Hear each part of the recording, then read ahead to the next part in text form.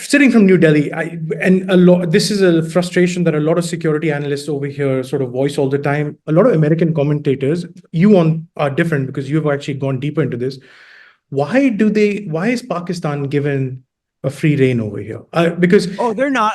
You hadn't asked about that part yet, but I have I'm a whole coming. section in my book about that. Exactly. Yeah, no, So you talked about the Bojinka plot, Ramzi Yusuf. You talk about Khalid Sheikh Mohammed. You talk about Osama bin Laden, Abu Zubaydah. These are all this is the elite class of Al-Qaeda, all found in Pakistan. You have the startings of, the nuclear sort of issue with North Korea, in Iran, all have their origin stories written in Pakistan. You have Muammar Gaddafi sending nuclear material to Pakistan. All of this is documented in State Department cables. So you have these two huge bogies over here. What is this sort of love story that American presidents have with Pakistani military dictators? Well, in the 1980s, it was all about sticking it to the commies. That was the enemy. And whoever we have to work with, fine. And they knew all along that the Pakistanis were developing nuclear weapons. And they tried to kind of dissuade them from it, but they weren't willing to make them stop because they needed their cooperation for the war in Afghanistan. That was the motivation there. In fact, if you go back one, A.Q. Khan stole those documents from a company called Urenco, which was like a joint international company. And the CIA knew that he stole the stuff, and they let him leave the country with it because they wanted to see where he'd go. And, they were part of that and let that happen. And then, yes, it's true that he sold aluminum tubes to North Korea, although I don't believe they ever did anything with them. All of their nuclear weapons have been made out of plutonium since then from their Soviet-built old Yongbyon reactor. So whatever experiments they ever did with enriching uranium doesn't seem to have had any effect on their nuclear weapons program. What they gave to Iran, it's true that Iran has used that, but again, not for nuclear weapons, just for a civilian program, at least so far. And Iran only turned to A.Q. Khan because Bill Clinton wouldn't let them buy light water reactors from China, which light water reactors produce waste that cannot be converted into nuclear weapons fuel. So Bill should have just let them build the light water reactors. We might have never had this controversy over their uranium enrichment or any of this whole time if he'd just done that. And then with Libya, he bought a bunch of junk from A.Q. Khan, and I don't know what he sold them, but whatever he had was just sitting in crates in warehouses because he didn't have the experts to put together any kind of nuclear program whatsoever, much less a nuclear weapons program. So just as far as that goes. But in my first book, Fool's Errand, I have, and I guess in enough already, I address this at least to some degree, I think. But definitely in Fool's Errand, I have a section of the book is called Pakistan's Role. And it explains how Afghanistan is Pakistan's strategic depth. In the event that they get into a nuclear war with India, they need to be able to retreat into Pakistan. And so it was in their interest the whole time that America was fighting to install a Tajik, Uzbek, and Hazara coalition alliance in Kabul at the expense of the Pashtuns. It made sense for the Pakistanis to keep the Afghan Pashtuns in play in the form of the Taliban insurgency, if nothing else, to keep the country destabilized and prevent the Northern Alliance from truly consolidating power over the land. Because if they did, they could preclude the Pakistanis access to the country in the event of an emergency. So that was their highest strategic priority. The Americans, I think, took a long time to figure this out, that the Pakistanis started playing a double game by about 2005, and the Americans started saying, hey, wait a minute, by about 2007, but they could never figure out what to do about it. They're completely dependent on the Pakistanis because of the mountain range there. You have to go all the way from the port of Karachi. You have to go, I think it's 700 miles up to the Khyber Pass to get into Afghanistan. So the only other route for American supplies into Afghanistan was the northern route through Russia, which they did not want to call in that favor. They didn't want to have to owe any favors to Vladimir Putin, so they avoided that as much as they could. Now, in 2012, there was an incident where the Americans caught the Pakistani army equipping Afghan Taliban on the border in Paktika province. And the Americans blasted them with, I think, an Apache gunship and killed them. And so the Pakistani military got pissed off and they closed the highway. And so for the entire year of 2012, America had to go through the northern route, with which Putin obliged and let America do that. So They were wholly dependent on the Pakistanis for that. Now, in 2009, Obama comes in, and there are, according to John Kiriakou, 29 Al-Qaeda guys, actual Arab friends of bin Laden, hiding in Pakistan. And now Barack Obama, instead of sending in CIA guys with knives to cut these guys' throats or kidnap them out the window in the middle of the night, he sends in the drone warriors. And the drone warriors killed thousands of innocent people in their attempt to hunt down 30 guys. Now, in order to do this, Barack Obama makes a deal with the government of Pakistan. That time, I think it was Prime Minister Sharif, to allow him to do this. But part of that deal then was America had to help the Pakistanis launch their own civil war against the Pakistani Taliban, the Tariqi Taliban, up in the northern federally administered tribal territories in the Swat Valley. That killed 80,000 people. It just turned that whole area completely upside down and created a massive refugee crisis. A refugee crisis where, just like you had Afghan Taliban hiding out in Pakistan for safe haven, being supported by the Pakistani government, now you had Pakistani Taliban hiding out on the Afghanistan side of the border, being protected by the government in Kabul and used against the Pakistanis as well as against the Afghan Taliban.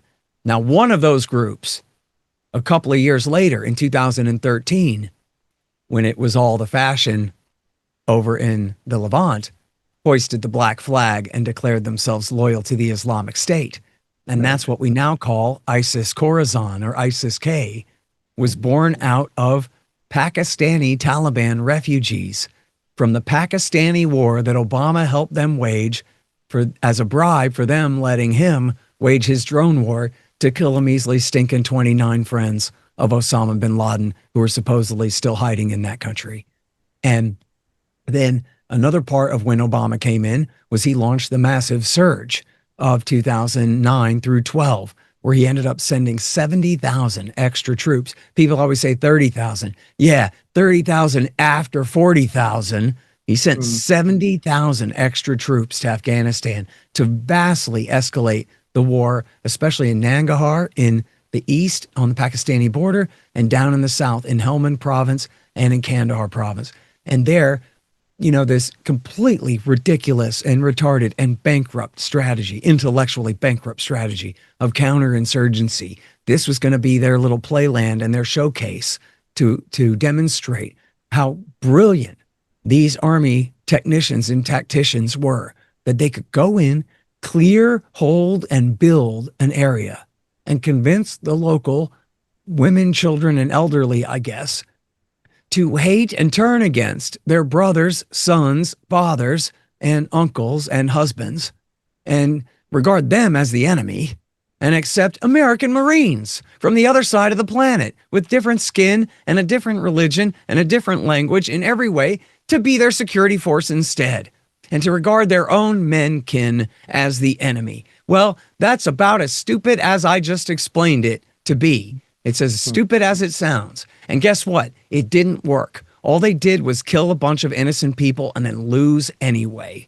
And so, of course, Helmand, you know, they launched this massive attack with the Marines in Sinjar that they took the town, but to no end. They ended up giving it back. Nothing happened there. That was the big test case. And then they didn't even try it in Kandahar City, which was supposed to be the victory in battle. And Petraeus went slinking home, the great American fraud that is, General David Petraeus, went slinking home with his tail between his legs, where he then got appointed head of the CIA, where he tried to force the CIA to only ask Army officers how the war was going. Yeah, which didn't work. We saw him interview Al-Julani recently in the UN. Yeah, exactly. I was just going to say, then he took Al-Qaeda's side in Libya and then Syria before he got caught leaking above top secret documents to a prostitute who was writing a book about what a great guy he was. And these were documents describing conversations he had with the president about American strategy and foreign policy, the highest level of classification that could possibly exist. And instead of getting life in prison, he got a slap on the wrist. And now he gets to go around, being an investment banker and parading around with a slayer of Americans who, David Petraeus helped arm up the Sunni insurgency in Mosul in 2004. Well, guess what? Yeah. Abu Muhammad al-Jawlani Yeah. was fighting for the Sunni insurgency in Mosul in 2004, killing American troops with guns that David Petraeus gave him. And then, so yeah, it all comes full circle there. Anyway, so then, essentially, again, the war was an attempt to prop up this coalition of Tajiks, Uzbeks, and Hazaras, who are about 20% of the population each, making up 60% majority when combined, but against the 40% plurality population, the Pashtuns. And they're just never going to accept that. And even though the sock puppet president, the first one, Hamid Karzai, was a Pashtun, all that meant was that he appointed the very worst Pashtun warlords in the country to criminalize and brutalize these poor people, tyrannize them, steal from them, rape their children, murder their families, sell them drugs, and all the rest. And so it was just chaos. And, you know, David Petraeus, speaking of the great American fraud, he at one point admitted that the local Pashtun culture or the Taliban's methods of dispute resolution, criminal and civil, are preferable to the local population compared to the American court system that we have built for them there. Wow. Okay, well, that's the end of the argument then, right? That we create a police chief, a mayor, and a governor, and they are criminals and child rapists and drug dealers and murderers. The Taliban comes and says, everybody sit on the blanket and let's talk this through, as per our custom for the last 6,000 years. And the people say, okay, let's do that. We'll sit on the blanket and talk this through. Thank you, Justin.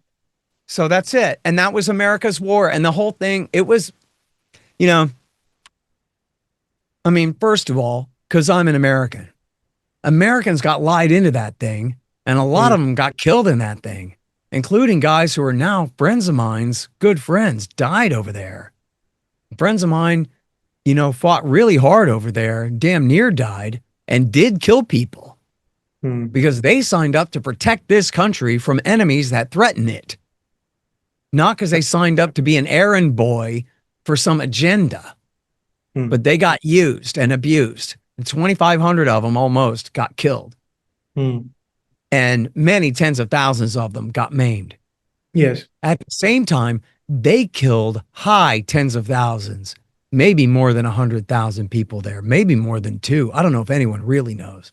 If we calculate the excess deaths, how many people died in the Afghan war that otherwise would not have, even under Taliban rule and the economic life as it was circa the year 2000 or something like that, it's in the high hundreds of thousands of people who died who otherwise would have lived from either just malnutrition or uncurable, or pardon me, normally easily treatable diseases going untreated, and just overall deprivation, lack of quality of life. And you could add in, all other things being equal, the advance in the quality of life that would have been taking place under Taliban rule had America stayed out the whole time. Just ipso facto, there would have been more hospitals. There would have been more roads. There would have been more schools, education for medical professionals and engineers and whatever else.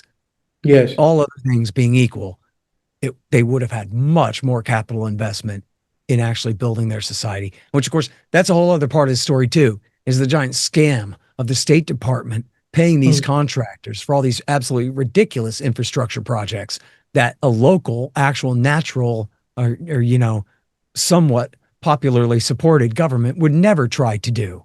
Like build a giant dam that no one can operate in the middle of nowhere, where there's no electric lines to anywhere from there anyway. And the whole thing, you sink $10 billion into the desert.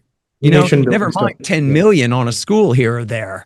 I mean, we got absolutely, they did road projects that you just would not believe, that of course went all completely to hell and were nothing but boondoggles the whole time. And the whole time with all that aid money going in many cases, probably most cases, directly to the Taliban, who are the ones accepting the money and then using it for their insurgency against the United States. You even have situations where you have convoys of American supplies headed way out to the countryside to an American fire base out there. And they're paying the Taliban to drive the front and rear car to provide security for the American convoy, to go Right. drop off the fuel where we're paying $1,000 a gallon or whatever it is to get the fuel out there. And then the Taliban takes all the money and buys weapons from the Afghan National Army to use to kill our guys.